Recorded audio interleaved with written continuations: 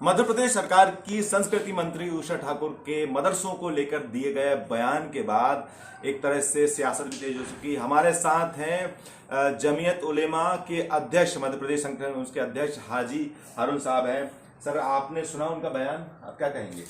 जी, बिस्मिल्लाहिर्रहमानिर्रहीम। मोहतरमा उषा ठाकुर साहिबा का बयान हमने सुना।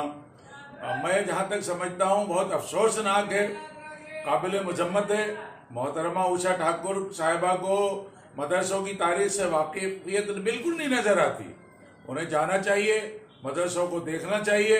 आज करोड़ों मदरसे पूरी दुनिया में और इसी तरह हिंदुस्तान में लाखों मदरसे, मध्य प्रदेश में हजारों मदरसे, देश में यानी तालीमी निज़ाम को बेहतर बनाए हुए हैं। जहां सरकारी निज़ाम फेल हो जाता है, हमारा गरीबों का निज़ाम, मुसलमानों के चंदे से चलने वाला निज़ाम, कहीं कहीं सरकार कोई मदद करती होगी, वरना बड़े बड़े मदरसे सब मुसलमानों की गाड़ी कमाई से चलते हैं। ये ऐसे मौके पर यह बयान देना कि मदरसों में आतंकवादी पलते हैं, उन्हें शर्म आना चाहिए। और मध्य प्रदेश के चीफ मिनिस्टर साहब को ऐसी मिनिस्टर को फौरन बर्खास्त करना चाहिए और उनके ऊपर FIR दर्ज होना चाहिए, ताकि वो आइंदा कोई ऐसी हिम्मत न कर सके। आज भारत के अंदर हम सबको आज़ादी है और उस आज़ादी में तमाम धर्मों की तालीम अलग अलग सब चलती है। हिंदू भाइयों के भी संस्कृत विद्यालय, धार्मिक विद्यालय जिसमें गीता, पुराण, वेद ये सब पढ़ाए जाते हैं।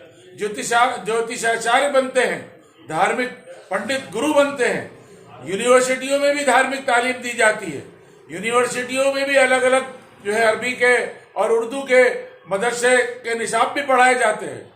तो ऐसे मौके पर नफरत वाला माहौल पैदा करना ये बहुत काबिल मुजम्मत है। क्या नक्सली आज पूरे देश के अंदर नक्सलवाद फैला हुआ है, बड़ी बड़ी घटनाएं होती है, बड़ी बड़े आतंकवादी घटनाएं होती है।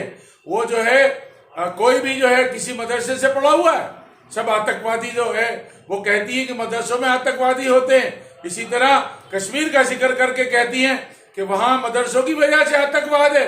वहां मदरसों की वजह से आतंकवाद नहीं है। आतंकवादी लोग तो वहां के मदरसे वालों को मारते हैं।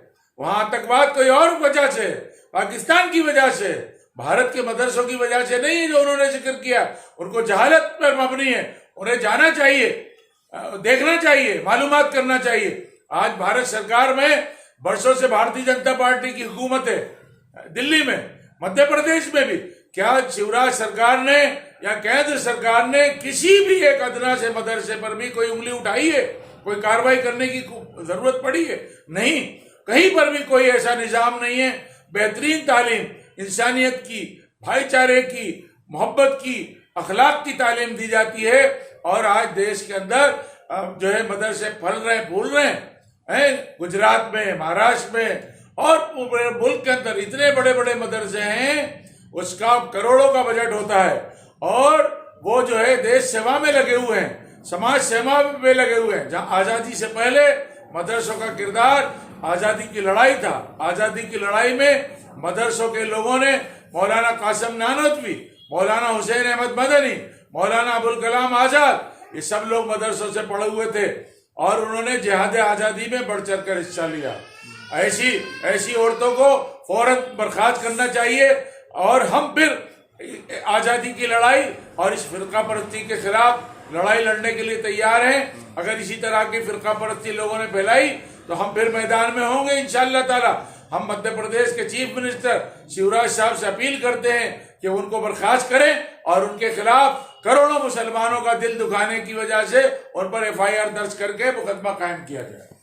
जी, तो साफ तौर पर मध्य प्रदेश के ये जो संगठन है मदरसों से जुड़े हुए, उनका ये अपील है कि एक तो जो सरकार की मंत्री उनकी बर्खास्तगी की जाए। साथ में उनका ये भी कहना है कि इस तरह के बयानों से जो मुस्लिम समुदाय उनको तकलीफ हुई है। Camera person Kamlesh Vipin Shrivastava, Bhopal, News 24।